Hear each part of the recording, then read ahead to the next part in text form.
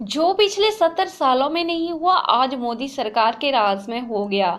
Diesel की कीमतें petrol से भी ऊपर पहुंच गई हैं, जबकि अंतर्राष्ट्रीय बाजार में कच्चे तेल का भाव अब तक के इतिहास में सबसे निम्न स्तर पर है। लगभग 20 रुपए प्रति लीटर भारत की खरीद है। बाकी सब अन्य आवश्यक खर्चे डालकर लगभग 29 रुपए प्रति लीटर भाव पड़ रहा है, लेकिन जनता को 71.45 पैसे में बेचा जा रहा है। कांग्रेस प्रवक्ता दीपक शर्मा ने कहा कि तेल के भाव आसमान छू रहे हैं, लेकिन मोदी सरकार के संबंधित विभाग के मंत्री रैलियों में व्यस्त हैं, जबकि आज जरूरत है कि तेल के मूल्य वृद्धि पर नियंत्रण लगाकर जनता को राहत दी जाए। मोदी सरकार ने जो पिछले 70 सालों में नहीं हुआ वो कर दिखाया है। डीजल के भाव पेट्रोल के भाव से ऊपर पहुंच गए हैं। हालांकि वर्तमान में अंतर्राष्ट्रीय स्तर पर डीजल के और कच्चे तेल के भाव जो हैं वो सबसे न्यूनतम स्तर के ऊपर हैं।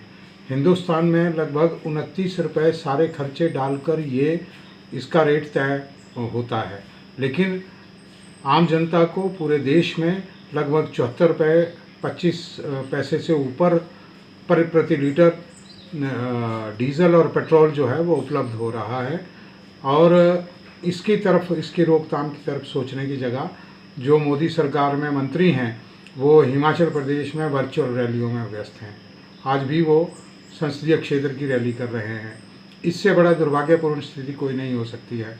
किसानों के ऊपर दोहरी मार पड़ी है। डीजल के रेट बढ़ने से आजकल फसल की बुआई का समय है और उनको ये दोहरी मार उसके ऊपर पड़ रही है। पूरे देश में खाद्य पदार्थों की और जो ज़रूरी चीज़ें हैं, वस्तुएं हैं, उनकी रेट जो हैं वो बढ़ गए हैं। इससे दुर्भाग्यपूर्ण कुछ नहीं हो सकता कि ये सरकार जहां होना ये चाहिए था कि इसके रेट कम करती, उसके कम करने की जगह ये अपने राजनीतिक फ़ायदा उठाने के लिए जन समस्याओं को किनारे फेंककर उनको भूलकर अपने राजनीतिक उद्देश्य की पूर्ति के लिए भाजपा सरकार लगी है। कांग्रेस पार्टी इसकी कड़े शब्दों में निंदा करती है। दीपक शर्मा ने कहा कि ये समय किसानों की फसल बुआई का है।